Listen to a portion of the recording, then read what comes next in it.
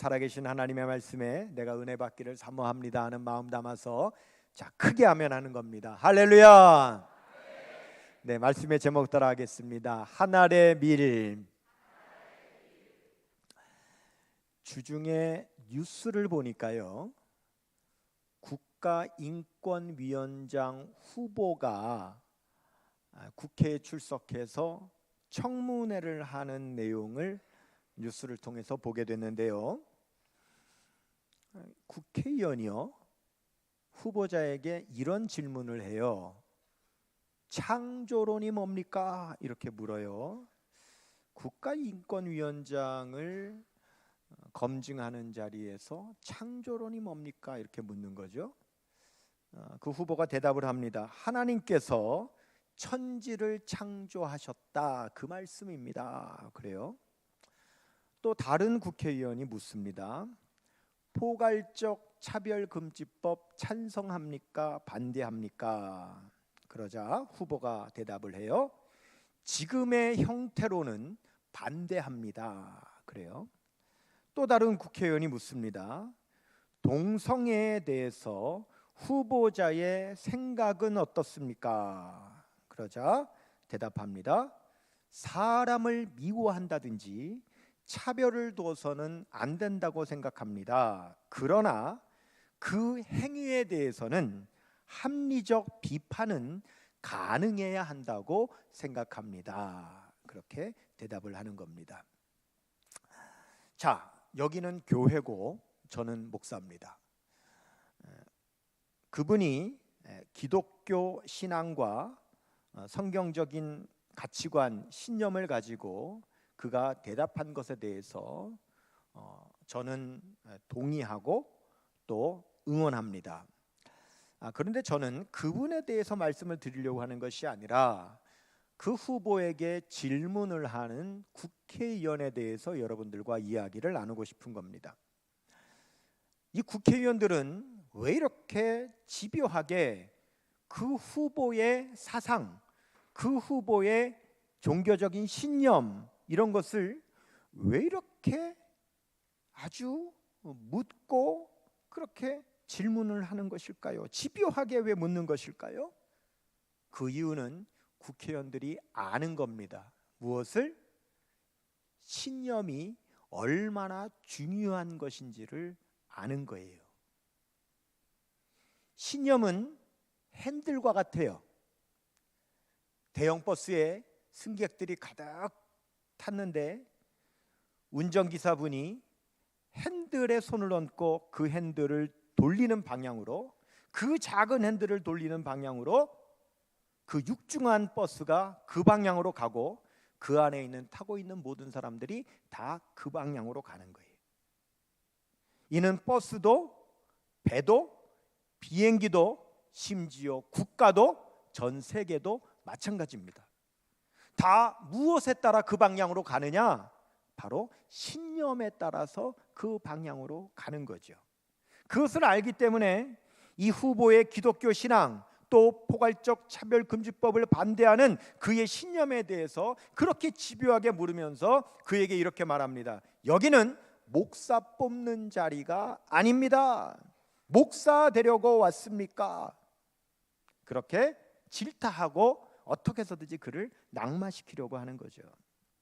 자, 우리는 여기에서 한 가지 중요한 사실을 우리는 분명히 다시 한번 알 수 있습니다. 그것은 성경적인 가치관, 기독교적인 신념과 세상의 가치관과 신념은 서로 다르다라고 하는 것을 우리는 알 수 있는 겁니다. 예수님께서 누가복음 12장 51절에서 이런 말씀하셨어요. 내가 세상에 화평을 주려고 온 줄로 아느냐? 내가 너희에게 이르노니 아니라 도리어 분쟁하게 하려 함이로다. 여러분, 이 말씀은 예수님께서 세상에 평화를 주러 오신 것이 아니라 세상을 전쟁하게 하고 싸우게 하려고 오셨다는 뜻이 아닙니다. 이 말씀은 바로 신념에 대해서 예수님께서 말씀하시면서 하신 말씀이에요. 즉, 성경적인 가치관, 기독교적인 신념과 세상의 가치관과 신념은 서로 다른데 그 서로 다른 신념은 예수님 오시는 그날까지, 이 세상이 끝나는 그날까지 서로 대립하게 될 것이라고 하는 사실을 말씀하시느라고 하신 말씀이라는 겁니다. 하버드 대학의 총장을 지낸 나단 부시라고 하는 박사가 이런 유명한 명언을 남겼습니다. 부를 수 있는 노래, 흔들 수 있는 깃발, 믿을 수 있는 신조는 사람의 마음을 움직인다는 거예요. 사람을 움직일 수 있는 힘이 어디에서 나오느냐? 부를 수 있는 노래, 흔들 수 있는 깃발, 믿을 수 있는 신조에서 나온다는 거예요. 그런 것 같아요. 데모를 하는 사람들을 보면 그들의 마음을 움직이는데 노래가 동원됩니다. 데모가를 부릅니다. 전쟁터에서 군인들을 진격시키려면 여러분, 군가가 필요한 겁니다. 운동장에서 경기를 하는 그 선수들을 응원하는 데는 응원가가 동원되는 거죠. 그리고 깃발을 흔들면 그 깃발에 의해서 사람들이 움직이는 겁니다. 전쟁터에서도 깃발을 들고 전진하는 것이고, 응원을 할 때도 깃발을 흔드는 것이고, 국가마다 자기의 국기를 거는 거예요. 심지어 관광지에 가면 가이드가 깃발 들고 들어가면 다 따라가는 거예요. 그리고 신조, 사람은 신조에 따라 움직이는데 지난 20세기에는요 민주주의라고 하는 신조와 공산주의라고 하는 그 신조, 그 두 가지의 신념으로 한 세기 내내 전쟁했습니다. 그렇다면 저와 여러분, 우리 기독교인들을 움직이는 힘은 어디에서 나오는가? 우리의 부를 수 있는 노래는 찬송이요, 우리가 흔드는 깃발은 십자가요, 우리가 믿는 신조는 성경 하나님의 말씀인 줄로 믿습니다. 오늘 예수님께서 그 말씀을 하시는 거예요. 요한복음 12장 24절에 보면 내가 진실로 진실로 너희에게 이르노니 한 알의 밀이 땅에 떨어져 죽지 아니하면 한 알 그대로 있고 죽으면 많은 열매를 맺느니라. 여러분, 이 말씀은 비유가 아닙니다. 예수님은 비슷한 비유도 말씀하셨죠. 예를 들면 씨를 심는데 길가밭에도 심고 가시밭에도 심고 돌짝밭에도 심고 옥토에도 심는다. 이거 비유입니다. 그런데 오늘 한 알의 밀이 땅에 떨어져 죽지 않으면 한 알 그대로 있고 죽으면 많은 열매를 맺는다는 이 말씀은 비유가 아니라 바로 우리 예수님의 신념을 말씀하시는 거예요. 오늘 본문의 때는 6월절이에요. 자, 오늘 본문에는 명절이라고 나오는데 여러분, 이스라엘의 6월절에는요 이스라엘 전역에서 모든 백성들이 예루살렘 성전으로 모여서 예배를 드리는 겁니다. 그런데 유대인들만 예루살렘 성전으로 모이는 것이 아니라 심지어 외국에서도 이 6월절을 지키기 위해서 외국에서도 외국인들까지도 이 예루살렘 성으로 찾아오는 거예요. 자, 오늘 본문 요한복음 12장 20절 보시면 명절에 6월절에 예배하러 올라온 사람 중에 누가 있대요? 헬라인 몇이 있는데 이렇게 말씀하고 있어요. 여기 헬라인이 나옵니다. 근데 여러분, 제가 성경에 가로치고 제가 일부러 넣은 단어가 있습니다. 헬라인 옆에 헬레네스라고 제가 적어놨습니다. 이게 무슨 말이냐면 여러분, 우리 한글 성경에 보면 헬라인이라고 똑같이 번역되어 있지만 원어 성경으로 보면 헬라인이라고 번역된 이 말이 어떤 경우에는 헬라어로 헬레네스라고 되어 있기도 하고 어떤 경우는 헬레니스테라고 되어 있기도 합니다. 그런데 우리 성경은 그걸 뭉뚱그려서 그냥 헬라인이라고 번역했는데 사실 실제 원어 성경에는 구별해 놨어요. 그러면 헬레네스가 뭐냐? 헬레네스는 헬라어를 쓰는 완전한 외국인 일 경우에는 헬레네스라고 하고, 그 다음에 헬라어를 쓰면서 외국에 살지만 유대인인 사람, 우리식으로 표현하면 교포, 이런 사람은 헬레니스테라고 구별을 하는 거예요. 그러니까 동일하게 미국에서 와도 완전히 미국 사람이면 그는 외국인이고, 그 다음에 미국에 살지만 그 사람이 교포면, 영어로 쓰고 다 미국에 살지만 교포면 헬레니스테 이렇게 쓰는 것과 같은 말이에요. 그런데 오늘 명절에 예루살렘에 올라온 사람, 헬라인 몇 사람은 성경에 뭐라고 기록되어 있느냐? 헬레네스. 무슨 말이에요? 완전 외국인이라 이거예요. 근데 이 사람들이 예수님을 찾아왔습니다. 그래서 예수님을 만나고 싶어서 예수님의 제자 중에 빌립이라고 하는 사람한테 요청하는 거예요. 예수님 좀 만나게 해달라고요. 자, 21절 봅니다. 그들, 헬레네스죠, 갈릴리 베세다 사람 빌립에게 가서 청하여 이르되 선생이여 우리가 예수를 배우고자 하나이다 하니 예수님 좀 만나게 해주세요 그러는 거예요. 자, 여러분, 우리 예수님께서 이 세상에 오셔서 33년 생애를 지내시면서 제일 처음 외국인을 언제 만나셨는지 혹시 아십니까? 태어나셨을 때 동방박사, 외국인입니다. 그 만나셨어요. 그리고는 사실은 이스라엘에 주둔하고 있는 외국인, 로마 군인들, 이런 사람들은 좀 만나셨지만 내 부하의 병 좀 고쳐주세요 하고 만난 적은 있지만 이렇게 외국인들이 일부러 예수님을 만나려고 지금처럼 찾아오는 경우는 없었는데 이렇게 외국인들이 예수님 만나겠다고 찾아온 거예요. 그런데 예수님께서 이들을 안 만나세요. 이들 만나기를 거절하십니다. 왜 예수님께서 그들을 안 만나신 걸까요? 바로 그 이유를 오늘 저와 여러분들이 찾아보려고 하는 겁니다. 자, 제자들이요, 예수님 지금 헬라인들이 예수님 좀 만나고 싶다고 하는데 예수님 어떻게 하실래요? 그랬더니 우리 예수님께서 먼저 하신 말씀이 있습니다. 자, 요한복음 12장 23절입니다. 예수께서 대답하여 이르시되 인자가 영광을 얻을 때가 왔도다 이렇게 말씀하세요. 예수님 무슨 말씀하시냐면 때가 왔다 이렇게 말씀하시는 거예요. 때가 왔다. 그런데 우리 예수님께서 때가 왔다 이렇게 말씀을 하시는데 사실은 이전까지 요한복음 1장 1절부터 지금까지 보면 예수님은 때가 왔다고 말씀하지 않으시고 늘 뭐라고 하셨냐면 아직 때가 아니다 이런 말씀을 계속 하셨죠. 자, 요한복음 2장 4절에 보면 내 때가 아직 이르지 아니하였나이다. 요한복음 7장 8절에 내 때가 아직 차지 못하였으니 7장 30절에 그의 때가 아직 이르지 아니하였음이로라. 8장 20절에 그의 때가 아직 이르지 아니하였음이로라. 계속 때가 안 왔다, 때가 안 됐다라고 하셨는데 오늘은 뭐라고요? 때가 왔다 이렇게 말씀하셔요. 그러면 이제 예수님께서 때가 왔다 이렇게 말씀을 하시는데, 자, 여러분, 우리가 살아가는 모든 시간은요, 그 살아가는 시간의 의미가 다 동일하지 않아요.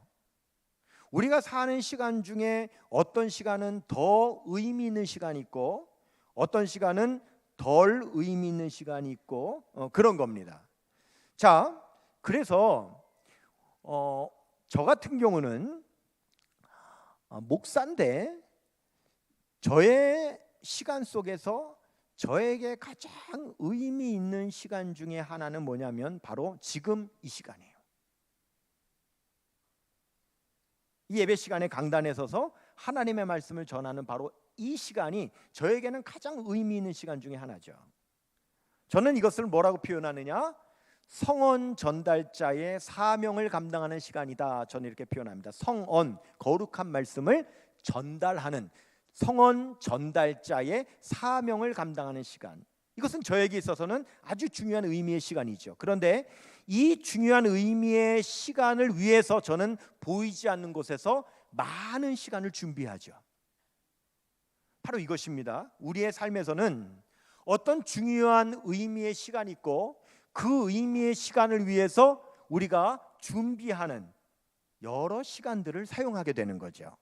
자, 그래서 일반적인 시간을 성경에서는 헬라어로 뭐라고 하냐면 크로노스라고 하고 그 중요한 의미 있는 그 시간을 카이로스라고 합니다. 자, 예를 들면 수험생인 경우를 한번 볼게요.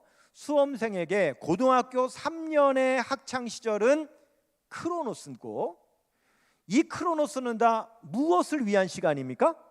수능 시험 날을 위한 시간이죠. 바로 이 날을 카이로스라고 하는 겁니다. 운동선수의 경우는 올림픽 선수라고 한번 해볼게요.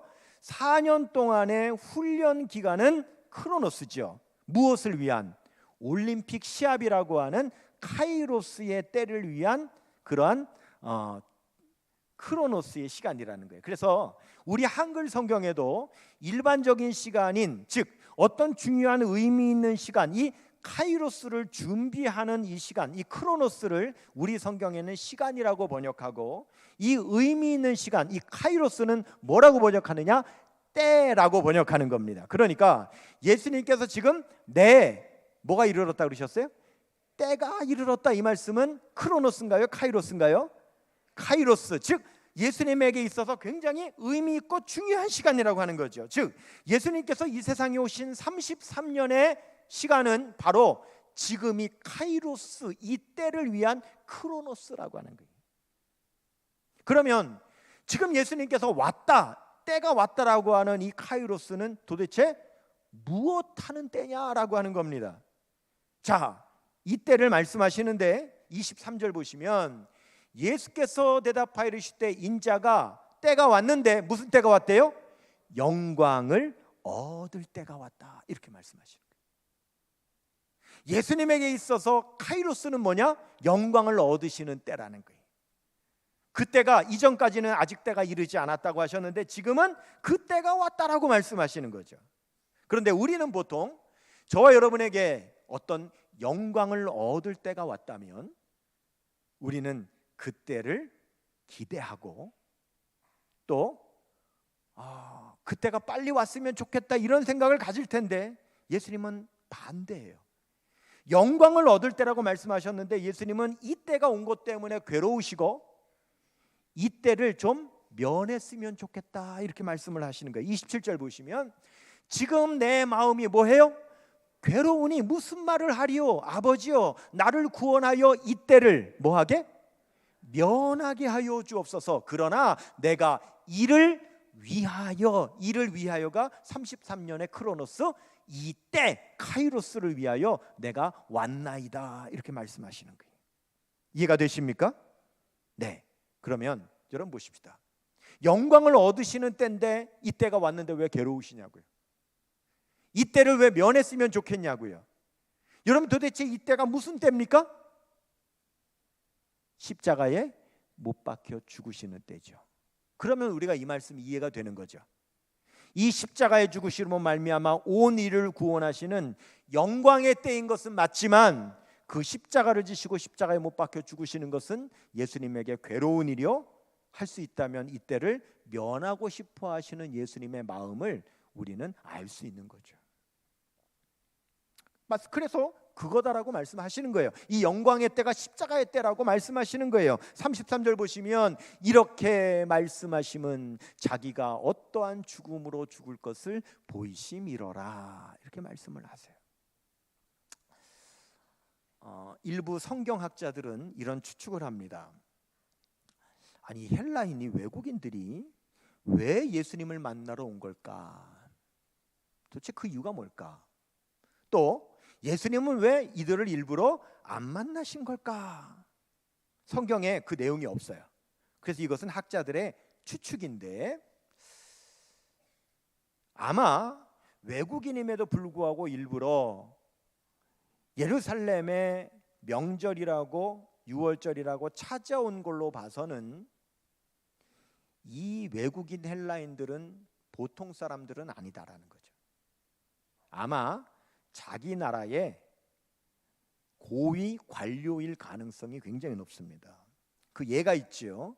사도행전에 보면 명절이 돼서 외국인이 예루살렘에 방문한 사람이 있습니다. 6월절에 방문한 사람. 그게 누구냐 하면 이디오피아 네시 간다게. 이 사람은 이디오피아 왕의 국고를 맡은 자라고 그랬습니다. 우리식으로 말하면 국무총리 아니면 내무부 장관, 재무부 장관, 대사, 이런 사람인 거죠. 그러니까 지금 예수님을 찾아온 헬라인도 분명히 자기 나라의 높은 고위 관료일 가능성이 높다 이거예요.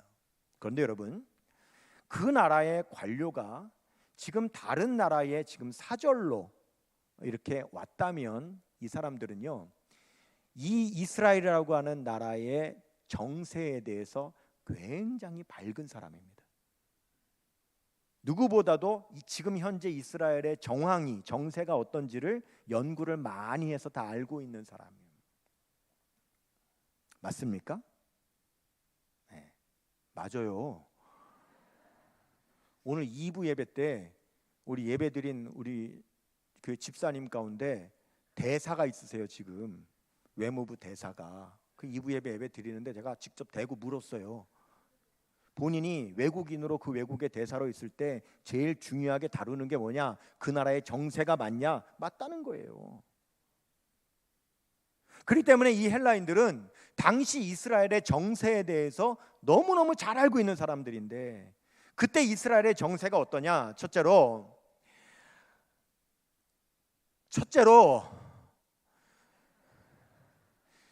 유대 지도자들은 예수님을 자기들 권력의 경쟁자로 여겨서 제거할 계획을 세우고 있다라고 하는 것을 알고 있습니다. 두 번째, 백성들은 예수님에게서 로마로부터의 독립을 기대했지만 실망해서 차라리 지금 투옥되어 있는 독립투사인 바라바를 예수님과 교환하고 싶어 한다는 것도 알고 있습니다. 세 번째, 총독 본디오 빌라도는 유대 지도자들과 백성들의 폭동을 잠재우려면 예수님을 십자가에 못 박혀 죽이는 희생양이 지금 필요하다라고 하는 것을 알고 있는 겁니다. 이 모든 정세를 알고 있어요. 그래서 이들이 예수님을 찾아온 이유는 이렇게 뒀다가는 예수님께서 곧 십자가에 처형되실 것이니까 우리가 예수님을 만나서 예수님에게 망명을 권유하자. 우리나라로 가십시다. 그러면 예수님 안전하도록 우리가 보호하겠습니다. 그러기 위해서 이 헬라인들이 예수님을 찾아왔을 것이다 라고 하는 것이 학자들의 추측입니다. 그런데 예수님께서 그렇게 찾아온 헬라인들을 알고 계신다는 게 그들의 마음을. 왜? 여러분, 요한복음을 푸는 열쇠가 뭐라 그랬어요? 예수님은 모든 것을 다 알고 계신다.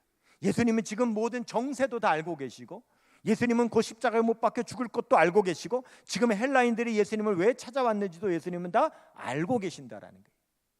그런데 예수님은 그들이 찾아와서 만나자고 할 때 만나지 아니하시고 대신 그들에게 하신 말씀이 뭐냐? 바로 한 알의 밀이 땅에 떨어져 죽지 아니하면 한 알 그대로 있고 죽으면 많은 열매를 맺느니라, 이 말씀을 하신 겁니다. 이것은 비유가 아니라 예수님 자신의 신념을 그들에게 밝히신 거예요. 한 알의 밀이 땅에 떨어져 죽지 않으면 한 알 그대로 있다. 이건 뭡니까? 그래, 나 한 사람 살겠다고 내가 당신들을 따라 망명을 하면 나 하나는 살 수 있을지 모르겠지만, 그러나 십자가로 말미암아 온 인류를 구원할 수는 없다.